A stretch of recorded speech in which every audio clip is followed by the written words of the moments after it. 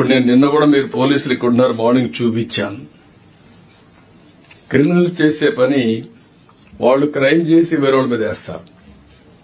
ఇక్కడుండే police officers administration ఒక అందరికీ నేను చెప్తున్నా, same thing 2019 before elections Vivekananda Reddy murder. First murder జరిగింది,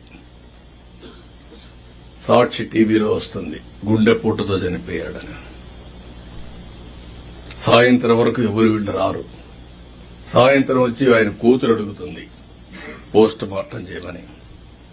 పోస్ట్ మార్టం చేస్తే గుండెపోటు కాదు, గొడ్డలిపోటు అని తేలుస్తారు. రూమ్ అంతా రక్తం, బెడ్రూమ్ అంతా రక్తం.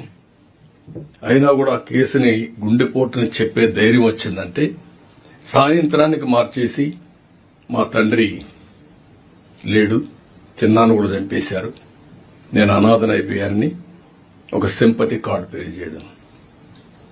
నెక్స్ట్ డే కోర్టు పోయి ఈ ఇష్యూ మాట్లాడకూడదని క్యాగ్ ఆర్డర్ తేవడం.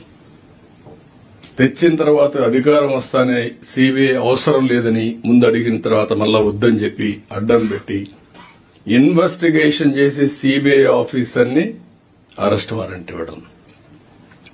You cannot imagine all these things. Next day పేపర్లో నేను చంపేశానని, నారాసుర రక్త చరిత్రని పేపర్లు రాయడం.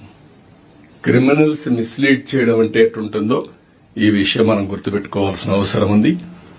రాజకీయ ముసుగులో ఇవి చేసినప్పుడు ఎక్కడికక్కడ అప్రమత్తంగా లేకపోతే, నిన్న కూడా నేను చూస్తే ఇమీడియట్ గా డీజీ గారిని ఐజీని ఇంటెలిజెన్స్ అడిగాను. ఒక పోల్ ఎస్ఐ, ఆ ఎస్ఐ వీళ్లు వాళ్ళు గొడవపడ్డారు, ఛాలెంజ్ చేసుకుని తెలుగుదేశం ప్లస్ వైఎస్ఆర్ కాంగ్రెస్, నేను వెళ్తాను, నేను ఆర్గ్యూ చేస్తానని చెప్పి అతను అంటున్నాడు. సాక్షి టీవీలో ఇది మీరు చూడండి, సాక్షి టీవీలో వస్తుంది.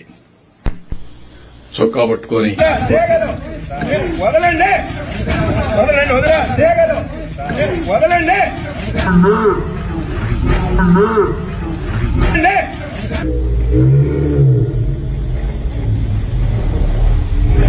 ఇది చూపిస్తారు, చొక్కా పట్టుకోండి. ఓకే, అంటే 36 మంది చంపేశారని ఢిల్లీ ధర్నా చేస్తారు. పేర్లు ఇమ్మంటే ఎఫ్ఐఆర్ ఇమ్మంటే ఇవ్వరు. ఇది నేను చాలా సీరియస్ గా తీసుకుంటాను. ఎందుకంటే రాజకీయ ముసుగులో నేరాలు చేసి తిరిగి మన మీద వేసే పరిస్థితి వచ్చినప్పుడు ఆ ముసుగు తీయవలసిన బాధ్యత మన మీద ఉంది.